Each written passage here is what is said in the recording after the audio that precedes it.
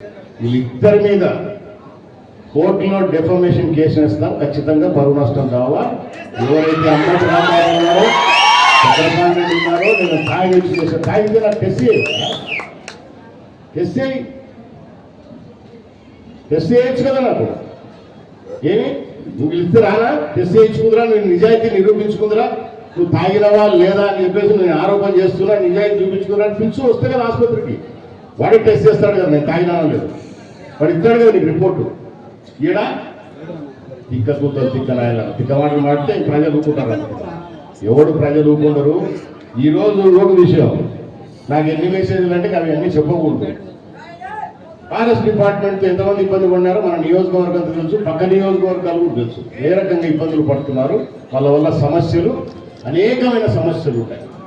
ఈ సమస్యలన్నీ కూడా మనం ముఖ్యమంత్రి గారి దృష్టికి, మన సంబంధిత శాఖ మంత్రులు మన పవన్ కళ్యాణ్ గారు ఆయన దృష్టికి, ఏమి ఎందుకు జరుగుతోంది ఇక్కడ, అభివృద్ధి చేయాలంటే వాళ్ళతో ఇబ్బంది వస్తుంది, సంక్షేమం చేయాలంటే ఇబ్బంది వస్తూ ఉంది, ఒక పైప్ లైన్ వేయాలంటే గ్రామాలలో నీళ్లు తాగడానికి నీళ్ళు వేయాలంటే కూడా వాళ్ళు అనేక అడ్డంకులు సృష్టిస్తున్నారు.